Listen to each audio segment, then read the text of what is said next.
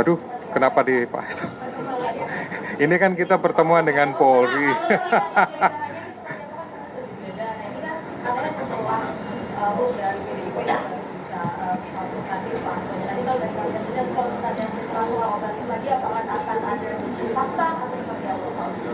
Ya, prinsipnya. Mas, satu lagi supaya ya. Jadi kalau itu sebenarnya ini kan kita forumnya adalah pertemuan dengan Polri ya. Jadi hal itu kemarin sudah dilaksanakan kegiatannya. Kemudian jubir juga sudah menjelaskan kegiatannya apa segala macam, hasilnya juga sudah dirilis, gitu. Ya intinya tinggal menunggu saja. Prosesnya dilakukan oleh Kedeputian Penindakan, gitu.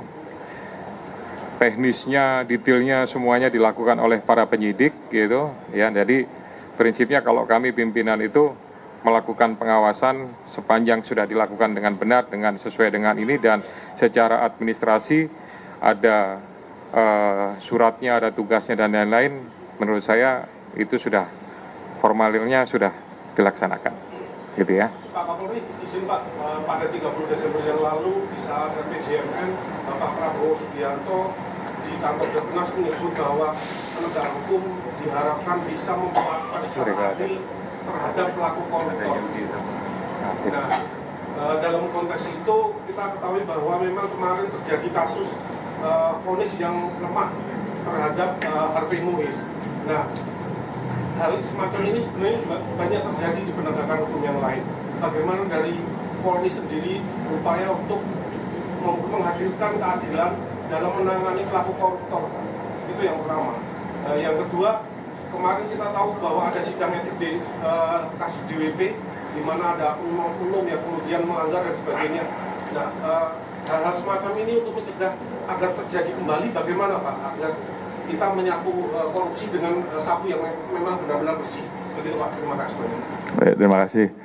Saya kira yang pertama, saya memiliki optimisme bahwa Satgasus atau Kortas Tipikor ini betul-betul bisa melaksanakan tugasnya dengan baik karena saya tahu satu persatu integritas dari rekan-rekan yang ada di Kortas Tipikor. Yang kedua, tentunya dalam hal penanganan kasus-kasus, tentunya kita akan berusaha untuk mengoptimalkan recovery aset sehingga hasil-hasil kejahatan yang kemudian itu